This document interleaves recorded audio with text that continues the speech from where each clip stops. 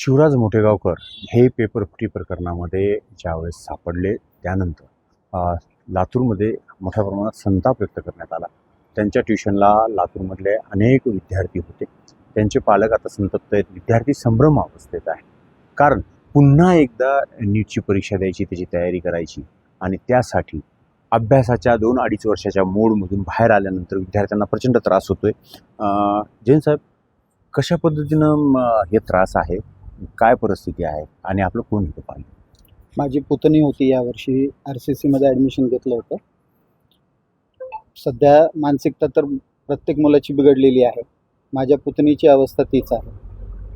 आता दुसरी समस्या, इकडून तिकडून पैशाची व्यवस्था करून इथं आम्ही 60,000 रुपये फीस भरलेली आहे.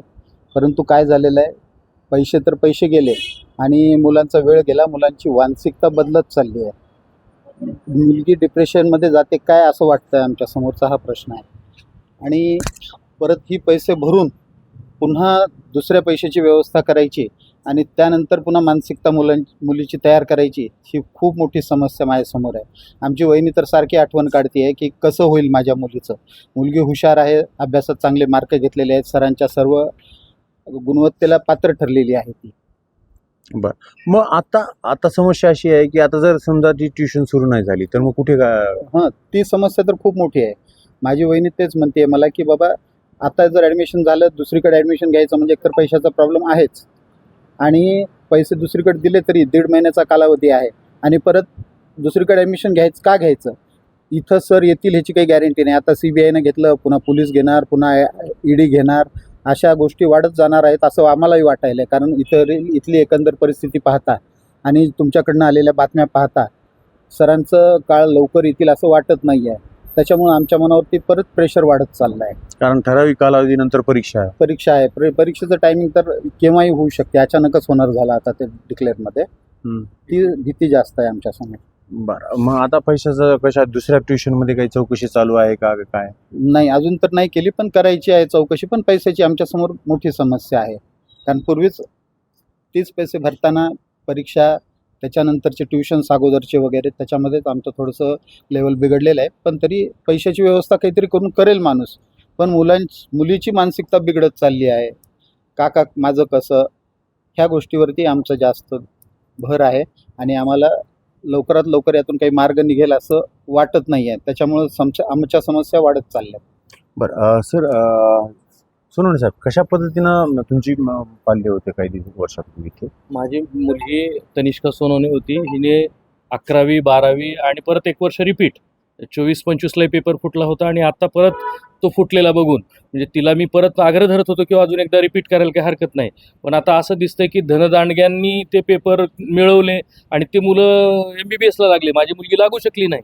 कारण का तर ह्यांना रेडीमेड उत्तरं गेले आणि ही मेहनत करून तिथंच बसली. आज माझी मुलगी BMS करते.